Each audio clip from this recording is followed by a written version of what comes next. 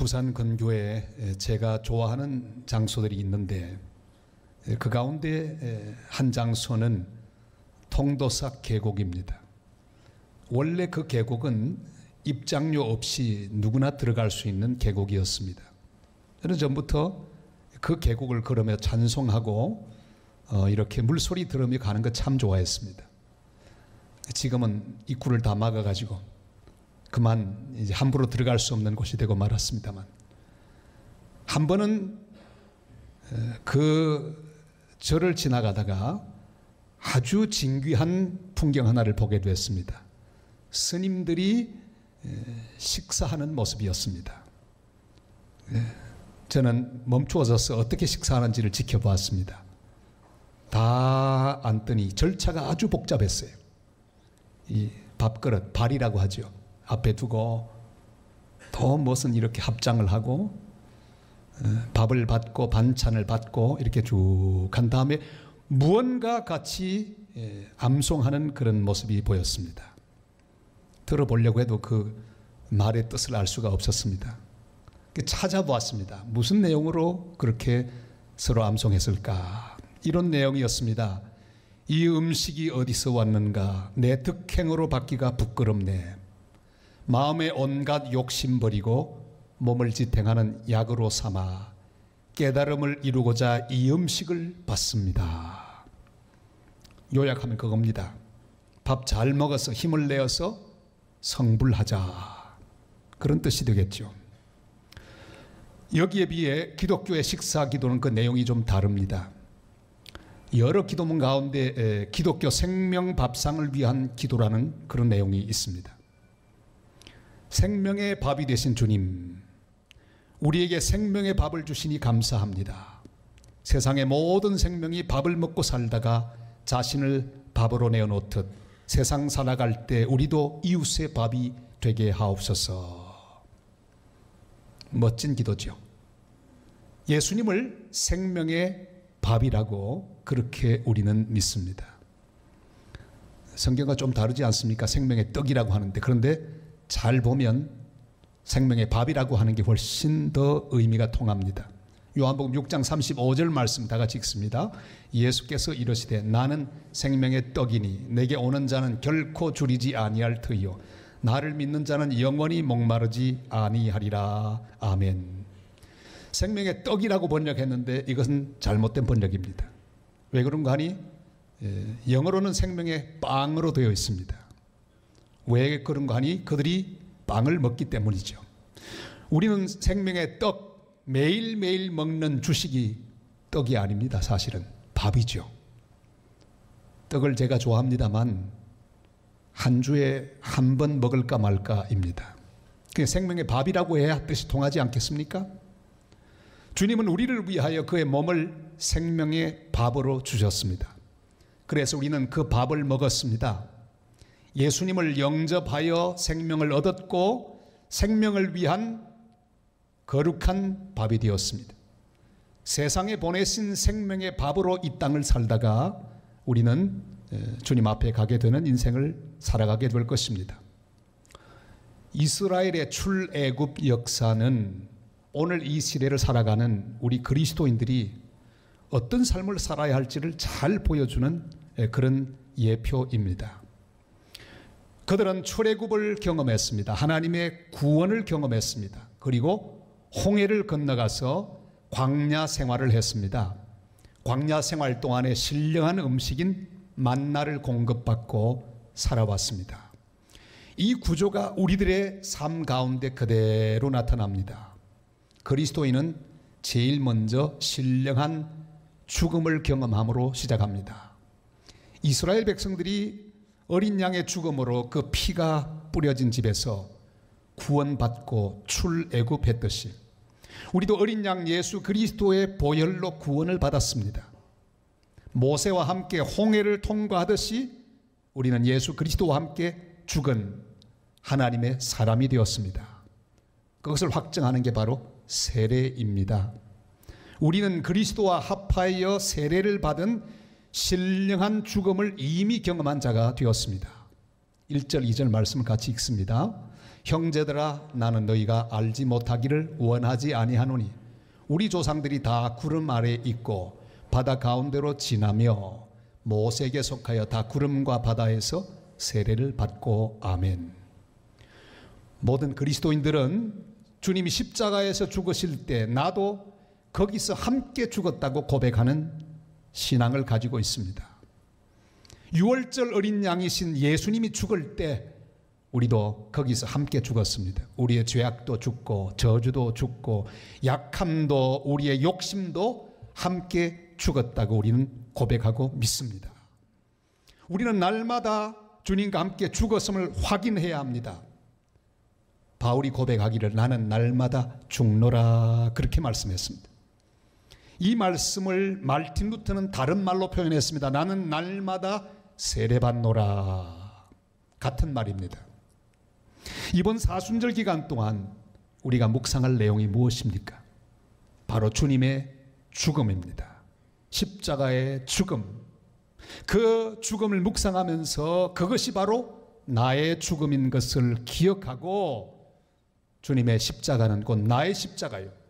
그가 죽으실 때 나도 함께 죽었다는 사실을 기억하고 날마다 주님과 함께 죽고 주님을 위하여 포기하고 주님과 함께 낮아지고 주님과 함께 고난을 받는 복된 그리스도의 사람들이 다 되시기를 주님의 이름으로 축복합니다. 애굽을 떠난 이스라엘 백성들이 통과하는 곳, 그들을 기다리는 곳은 바로 광야였습니다. 외롭고 힘든 곳, 메마른 곳이었습니다. 그러나 그 광야에는 신령한 음식, 신령한 음료가 기다리고 있었습니다. 3절 4절 말씀 다 같이 읽습니다.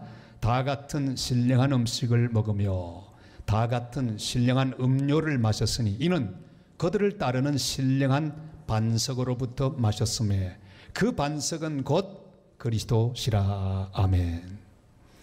이스라엘 백성들이 먹은 하늘로부터 내린 만나는 바로 예수 그리스도를 상징합니다. 그들이 메마른 광야에서 마신 반석에서 터진 샘물, 그것은 바로 예수 그리스도를 예표합니다. 우리는 이 광야 같은 세상 속에서 오직 예수 그리스도의 은혜로만 살 수 있습니다. 그의 공급으로만 살 수 있습니다. 그의 사랑으로만 살아갈 수 있습니다. 다른 것은 없습니다. 그래서 오늘도 우리가 주님의 은혜를 사모하여 주님 앞에 모여서 예배하고 있습니다. 주님은 이렇게 말씀하십니다. 요한복음 6장 54절 55절 다 같이요. 내 살을 먹고 내 피를 마시는 자는 영생을 가졌고 마지막 날에 내가 그를 다시 살리리니 내 살은 참된 양식이요 내 피는 참된 음료로다. 아멘. 이스라엘 백성들이 날마다 만나를 먹고 살았듯이 우리는 오직 예수 그리스도의 은혜를 먹고 살아야 합니다. 그의 상하신 몸, 찢기우신 몸이 바로 우리의 몸입니다. 우리의 만나입니다. 우리의 양식입니다. 주님의 은혜를 오늘도 먹어야 합니다. 그의 말씀을 오늘도 먹어야 합니다. 그의 사랑을 먹어야 합니다. 그가 공급하는 그 귀한 말씀을 먹어야 합니다.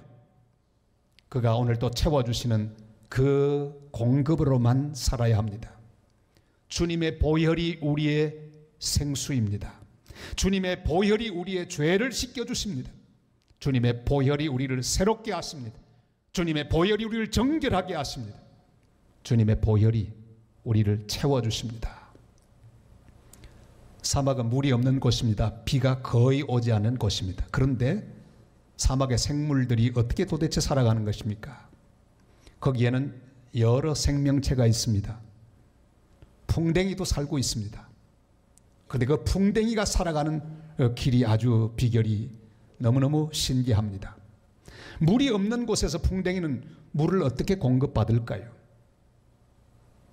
과학자들은 그것을 다 관찰하여 밝혀내었습니다. 방법이 있습니다. 그들은 해가 지고 날이 어두워지면 모래 언덕으로 올라갑니다. 그리고 엉덩이를 높이고 고개를 아주 낮춥니다. 그리고 기다립니다. 시간이 흐릅니다. 그러면 점점 그 높은 곳에 있는 엉덩이에 이슬이 맺히기 시작합니다.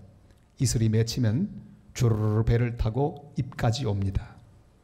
그러면 그 풍뎅이는 고여서 방울방울 맺혀서 흘러내려오는 그 이슬을 입으로 받아 먹습니다.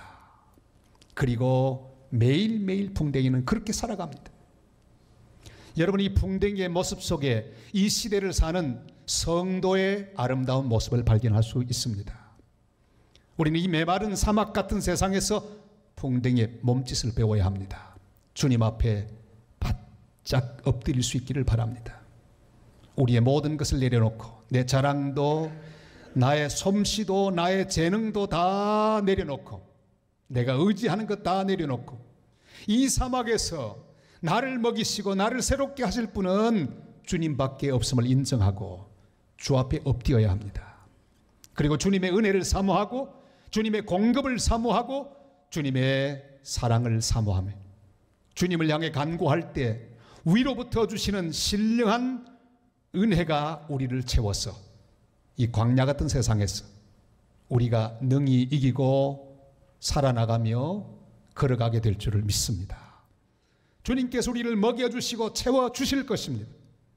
시편 62편 1절 2절이 이렇게 말씀하죠. 다 같이요. 나의 영혼이 잠잠히 하나님만 바라며 나의 구원이 그에게서 나오는 도다. 오직 그만이 나의 반석이시오 나의 구원이시오 나의 요새이시니 내가 크게 흔들리지 아니하리로다. 아멘. 이미 우리의 신령한 음식과 음료가 되신 예수님을 하나님께서 보내주셨습니다. 그리고 그 예수님은 우리 마음속에 오셨습니다. 절대로 이 음식, 이 양식은 떨어지지 않을 것입니다. 세상 사람은 떠나갑니다. 사랑하는 자도 나를 떠나갈 날이 옵니다. 어머니 아버지도 우리를 떠나가게 될 것입니다. 자녀들도 나의 품을 떠나서 자기들의 길을 찾아가며 친구들도 나를 버릴 때가 올 것입니다. 내 물질도 나를 배반하고 또한 내가 가진 나의 모든 능력도 나를 떠날 때가 올 것입니다. 천지는 변할지라도 세상 사람은 변하고 이 모든 것은 사라질지라도 주님의 사랑, 주님이 내 속에 주신 이 귀한 은혜는 절대로 변하지 않을 것입니다. 다른 어떤 것으로도 채울 수 없는 신령한 음식, 신령한 음료가 되시는 예수 그리스도, 그분 우리와 더불어 영원토록 함께 하실 것입니다. 그런 거로 그분 한 분만을 바라보고 그분을 나의 신령한 음식으로 신령한 음료로 날마다 고백하며 그분으로 채워지는 하나님의 사람들이 되시기를 바랍니다. 로마서 8장 32절이 말씀합니다. 다 같이요. 자기 아들을 아끼지 아니하시고 우리 모든 사람을 위하여 내주시니가 어찌 그 아들과 함께 모든 것을 우리에게 주시지 아니하겠느냐. 아멘. 주님 한 분만으로 채워지고 주님 한 분만으로 만족하는 복된 성도들 다 되시기를 주님의 이름으로 축원합니다. 신령한 세례를 우리는 받았습니다. 그리스도와 함께 신령한 음식을 먹고 사는 우리들입니다. 한 걸음 나가서 우리는 그 음식을 먹은 자답게 신령한 생활을 살아야 합니다. 우리가 먹은 것이 가치 없는 것이라면, 허무한 것이라면 대충 살아도 됩니다. 그러나 엄청나게 귀한 신령한 음식이신 예수 그리스도를 먹었습니다. 이런 음식을 먹고 마음대로 살 수는 없습니다. 주님께서는 절대로 이런 것은 하지 말라, 이걸 3가지를 말씀해 주셨습니다. 그 가운데 첫째가 우상 숭배를 하지 말라 말씀하셨습니다. 우리 7절 말씀을 다 같이 읽을까요? 그들 가운데 어떤 사람들과 같이 너희는 우상 숭배하는 자가 되지 말라. 기록된 바 백성이 앉아서 먹고 마시며 일어나서 뛰논다 함과 같으니라. 아멘. 이스라엘 백성들은 모세가 시내산에서 십계명을 받고 있는 동안에 산 아래에서 금송아지 우상을 만들었습니다. 그리고 이렇게 말합니다. 이것이 바로 우리를 애굽에서 인도하여 낸 신이다. 그들은 경배하며 춤추며 즐겼습니다. 사랑하는 성도 여러분, 하나님은 그 어떤 것으로도 대치할 수 없습니다. 하나님 이외에 우리가 더 섬기는 것이 있다면 그것이 우상입니다. 그 당시 고린도 사람들은 그들의 여신인 비너스를 섬겼습니다. 비너스 신전이 있었는데 거기서 제사할 때 그리스도인들도 거기서 함께 즐겼다고 합니다. 그러니까 바울이 그 사실을 알고 그러면 안 된다. 비록 이 우상 숭배하는 것이 만연한 세상 속에 살지만 절대로 안 된다고 말씀하고 있는 것입니다. 절대로 우상을 만들거나 섬기지 말라고 말씀하셨습니다. 제주도에는 아주 중요한 행사가 있는데 한라산 산신제라는 게 있습니다. 그 제주가 누가 되는 거 하니 제주도 지사가 제주가 됩니다. 그런데 원희룡 지사, 그는 예수 믿는 사람이었죠. 제주가 되어서 산신제를 집례해야 되는데 그는 하나님의 사람이었습니다. 그는 모든 불이익 당할 것을 각오하고 선언합니다. 나는 할 수 없습니다. 나는 하나님을 섬기는 그리스도인이기 때문입니다. 많은 사람이 욕도 했지만 우리는 그에게 박수를 보냈습니다. 사랑하는 여러분, 할 수 없는 것은 해서는 안 됩니다. 내게 불이익이 오더라도, 나에게 엄청난 이익이 찾아오더라도 주님이 하지 말라고 하는 것을 하면 안 됩니다. 이 우상이 가득 찬 세상에 살면서 우리는 우리의 믿음을 지켜야 합니다. 하나님보다 더 믿고 의지하는 것을 제거하고 우상들을 부수고 하나님만 섬기고 경배하는 복된 성도들 되시기를 바랍니다. 또한 말씀하지요. 음행하지 말라고 말씀합니다. 신령한 음식을 먹은 그리스도인들이 절대로 하면 안 되는 것, 그것은 바로 음행하지 말라고 말씀합니다. 8절 말씀을 다 같이 읽겠습니다. 그들 중에 어떤 사람들이 음행하다가 하루에 23,000명이 죽었다니 우리는 그들과 같이 음행하지 말라. 고린도는 아주 음란한 도시였습니다. 신전이 아주 많았습니다. 신전마다 사제들이 가득가득했는데 모두 다 창녀를 겸하고 있었습니다. 고린도에 사는 그리스도인들은 고린도 사람들의 음행에 젖어 들어가고 있었습니다. 바울은 구약에 나타났던 사건들을 기억하게 해주었습니다. 그들에게 모압의 신 바알보를 섬기며 모압의 여자들과 음행하다가 23,000명 죽은 그 사실을 통해서 경고했습니다. 여러분, 이 음란한 세상 속에 우리는 살아갑니다. 주님 말씀합니다. 거룩한 음식을 먹은, 신령한 음식을 먹은 하나님 자녀는 세상 사람들과 같이 음행해서는 안 된다고 말씀하고 있습니다. 이태리 아시시에 가면 프랜시스 장미라고 하는 장미가 있습니다.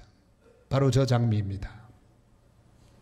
저기에는 전설 같은 이야기가 있습니다. 성자로 추앙받는 성 프랜시스, 어느 날 너무 정욕에 불타올랐습니다. 성자인 그가 너무너무 불타오르는 정욕을 어찌할 수가 없었습니다. 기도하다가 너무 괴로워서 가시가 많은 장미밭 속에 자기 몸을 날렸습니다. 가시에 찔려 막 피가 납니다. 그러면서 기도하면서 그는 기어이 모든 정욕을 이겼다고 합니다. 그런데 그때부터 장미가 이상해졌답니다. 그 프랜시스 장미는 이상하게도 가시가 하나도 없는 상태로 그때부터 자라게 되었다. 물론 전설이겠죠. 그건 그렇게 중요하지 않습니다. 이게 사실인지 사실이 아닌지 중요하지 않습니다. 차라리 나를 장미 가시에 찔리도록 내 던질지언정 음행에 던져서는 안 됩니다. 이 세상 헛된 것에 던져서는 안 됩니다. 우리는 신령한 음식, 신령한 음료를 먹고 사는 거룩한 백성들이기 때문입니다. 우리는 주님께 던져야 합니다. 예배 자리에 나를 던져야 합니다. 말씀 앞에 던져야 합니다. 하나님이 나를 붙들어서 이 세상의 모든 음란 가운데 구원하고 신령한 음식을 먹은 자답게 거룩한 모습으로 이 땅을 살아가다가 거룩한 백성으로 거룩한 하나님 나라에 사는 그런 복된 하나님의 백성들이 되시기를 바랍니다. 또 한 가지 절대로 하면 안 되는 것을 말씀하셨습니다. 주를 시험하여 원망하지 말라, 그렇게 말씀하십니다. 9절 10절 말씀을 다 같이 읽겠습니다. 그들 가운데 어떤 사람들이 주를 시험하다가 뱀에게 멸망하였나니 우리는 그들과 같이 시험하지 말자. 그들 가운데 어떤 사람들이 원망하다가 멸망시키는 자에게 멸망하였나니 너희는 그들과 같이 원망하지 말라. 아멘. 이스라엘 백성들은 광야길을 가다가 너무 힘들고 어려워서 원망했습니다. 모세에게 불평했습니다. 음식 불평을 했습니다. 하나님이 주시는 그 아름다운 만나, 꿀 섞은 과자 같은 만나 매일매일 먹고 살다 보니까 질려버렸습니다. 그리고 그들이 불평합니다. 이 하찮은 음식을 우리가 언제까지 먹어야 되느냐고. 지도자를 원망합니다. 내 삶에 하나님 주신 그 은혜를 원망합니다. 하나님이 가장 귀하게 주신 것을 하찮은 음식이라고 그렇게 원망하고 불평합니다. 고라당은 애굽으로 돌아가자고 반란을 일으켰습니다. 모두 다 모세 탓으로 돌렸습니다. 사랑하는 여러분, 우리는 매일매일 하나님이 주시는 은혜로 살아가고 있습니다. 주님이 은혜로 주신 것을 하찮은 음식이라고 그렇게 말하지 마시기를 바랍니다. 가장 좋은 것을 나에게 주셨습니다. 가장 좋은 사람과 함께 살도록 우리에게 은혜를 주셨습니다. 여러분이 지금 살고 있는 그 사람은 여러분에게 가장 좋은 사람인 것을 믿습니다. 이 대목에서는 아멘이 꼭 나와야 돼요. 그렇게 생각하지 않으세요? 다시 묻습니다. 여러분이 함께 살고 있는 그 사람, 하나님이 여러분에게 주신 가장 좋은 선물인 것을 믿습니까? 저쪽에 아멘이 별로 크게 안 나와요. 여러분, 하나님이 은혜로 주신 것에 대하여 하찮은 음식이라고 하지 마시기를 바랍니다. 가장 귀한 것을 주셨습니다. 사랑하는 여러분, 그런데 중요한 것은 원망과 불평을 하면서 하나님을 시험했다는 사실입니다. 내가 이래도 좀 봐주시겠지? 이 정도쯤이야. 내가 욕 좀 했다고, 내가 원망 좀 했다고, 내가 잠깐 잘못된 길로 가더라도 봐주시겠지 하고 하나님을 시험했습니다. 하나님을 시험하지 말아야 합니다. 하나님의 인내를 시험하지 말아야 합니다. 하나님의 진노를 시험하지 말아야 합니다. 민수기 21장 7절 말씀 다 같이요. 백성이 모세에게 이르러 말하되 우리가 여호와와 당신을 향하여 원망함으로 범죄하였사오니 여호와께 기도하여 이 뱀들을 우리에게서 떠나게 하소서. 모세가 백성을 위하여 기도하매 하나님은 그들을 용서해 주셨습니다. 놋뱀을 만들어 장대 위에 달게 하셨고 백성들이 그 놋뱀을 쳐다볼 때 다시 살게 되었습니다. 우리는 다른 것으로는 못 삽니다. 오직 예수님 뿐입니다. 다른 음식으로 못 삽니다. 다른 음료로 못 삽니다. 오직 생명의 떡이신 예수님만으로 삽니다. 생명의 물이신 예수 그리스도로만 우리는 삽니다. 다른 음식, 다른 물로는 다 배탈납니다. 다른 것을 구하지 마십시다. 내가 만들어 멋지게 보이는 우상을 경배하지 마십시다. 내가 원하는 짜릿한 음식, 자극적인 음식을 구하지 마십시다. 남들이 한다고 같이 나도 불평하고 원망해서는 안 됩니다. 오직 신령한 음식, 신령한 음료이신 예수 그리스도 한 분만을 구하고 한 분만을 섬기고 한 분만으로 채워져서 주님이 주시는 영원한 기쁨, 영원한 만족 속에서 살아가는 복된 하나님의 백성들이 다 되시기를 주님의 이름으로 축원합니다.